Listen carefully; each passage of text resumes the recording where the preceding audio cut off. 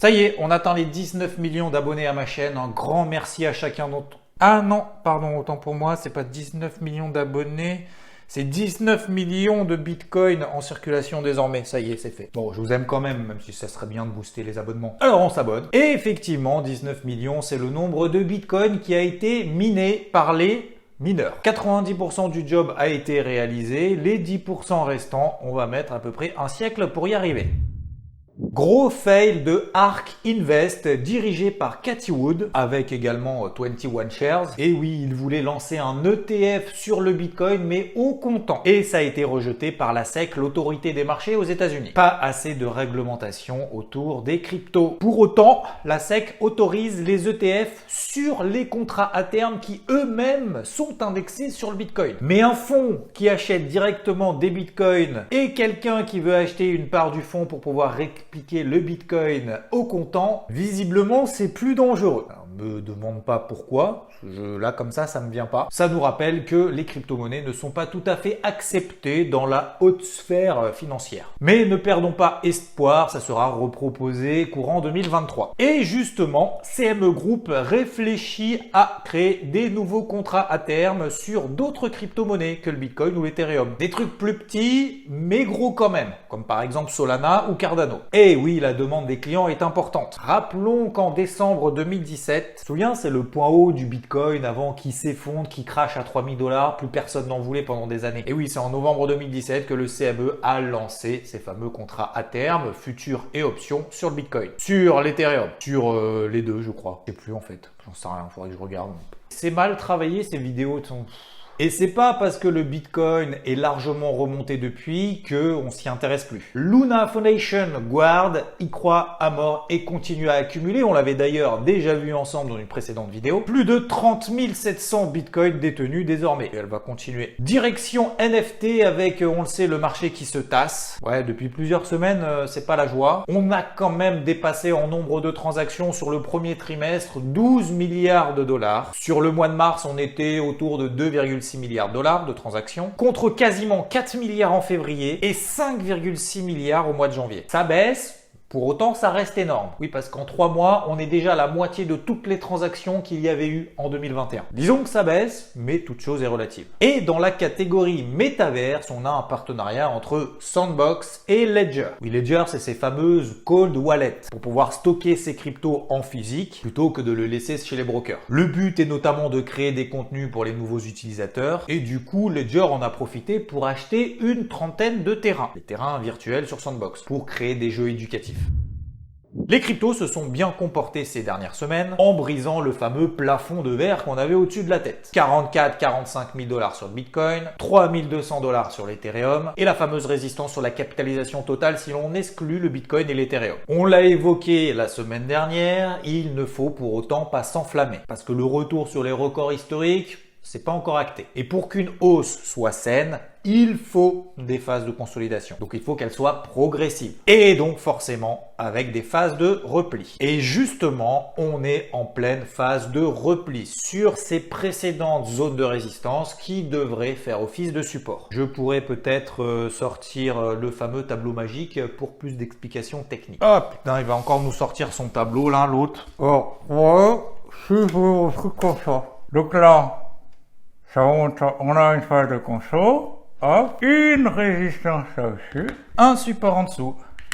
Étape numéro 1, on pète la résistance par le haut, voilà, tout ce qui est entouré. Et ensuite, on va mettre un graphique, ça plus simple. On passe cette résistance et ensuite, cette résistance fait office de support. Est-ce qu'il faut paniquer à chaque fois qu'on a un repli? Non, car la MM20 Daily, ici tracée en bleu, témoigne de cette dynamique désormais haussière. Faut-il charger la mule à bloc? Parce qu'on est sûr et sûr de chez sûr que ça ne rebaissera jamais. Non, on a juste le curseur de son exposition progressivement. Sommes-nous moins optimistes que ce que l'on était lorsqu'on était tout en bas? Non. On n'est juste pas dans un timing d'intervention à l'achat idéal, plutôt optimal.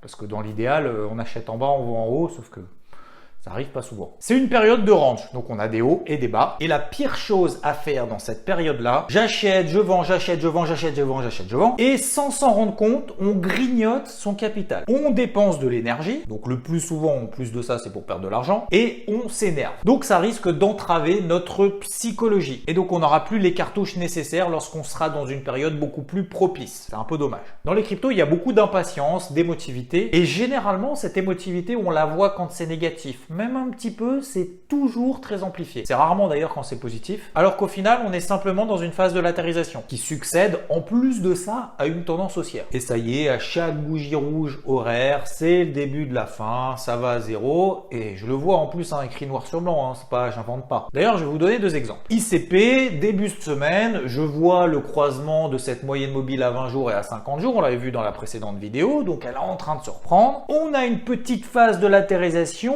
une bougie verte. J'y vais, je mets stop loss sous la bougie précédente. Et finalement, ça part pas. Le soufflet est retombé, feu de paille. J'ai pris une petite perte, terminé, je passe à autre chose. Mais j'insiste pas. À l'inverse, BNB, le Binance Coin, je suis toujours à l'achat sous les 400 $. Pour le moment, j'ai pas pris de renfort. Tout simplement parce que j'ai pas de signaux très positifs qui m'incitent à le faire. Et à l'inverse, je sors pas de la position parce que pour le moment, j'ai pas de signaux négatifs non plus. Voilà, je suis tout simplement dans le plan, ça se passe. Je tiens la position, il n'y a rien à faire d'autre. Donc je préfère dans ces moments-là tenir une position déjà en place plutôt que de m'épuiser à faire des trucs un peu à droite à gauche n'importe comment qui servent à rien. Ça évite de se prendre ce qu'on appelle les portes de saloon.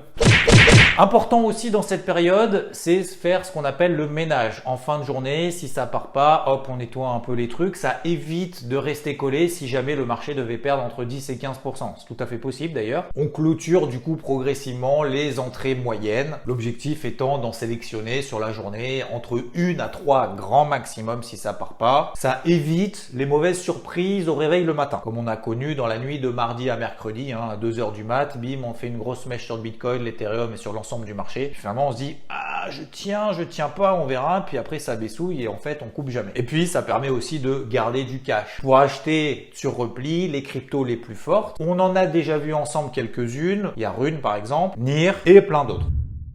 Mon avis, c'est que c'est un passage à vide sans conséquence qui fait partie du marché. Alors, le mieux pour s'adapter au marché, par définition, on fait comme lui, on diminue le rythme. On est plus dans une période défensive qu'une période offensive, au fou, tout chercher, tout et n'importe quoi. Donc, pour le moment, tout va bien. On espère toujours que ça monte en ligne droite non-stop tous les jours, to the moon, sauf que c'est pas la loi du marché.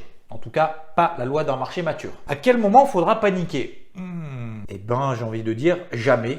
On laisse ça pour ceux qui sont en effet de levier. Ne pas oublier d'ailleurs que lorsqu'on est dans une tendance haussière, lorsqu'on arrive sur des zones support, c'est plutôt à ce moment-là qu'il faut essayer de chercher des achats plutôt que d'essayer de vendre. C'est la raison pour laquelle, comme on l'évoquait la semaine dernière, lorsqu'on arrive proche de zones de résistance, c'est là qu'il faut se calmer, alléger, sécuriser, remonter les stops et récupérer un peu de cash. Parce que si on fait pas ça avant, bien évidemment, une fois qu'on est sur les zones support et qu'on est déjà exposé full, forcément, les opportunités, on peut plus en saisir en fait. J'en profite pour remercier toutes celles et ceux qui étaient en live mardi. On a fait un live avec Lucas, qui est ambassadeur de StepN pour nous parler notamment de la crypto GMT et GST, qui fait beaucoup parler d'elle ces derniers temps sur les réseaux sociaux. Je vous mets le lien en description si vous l'avez loupé. On n'oublie pas avant de partir le pouce bleu qui fait plaisir. À très vite. Ciao!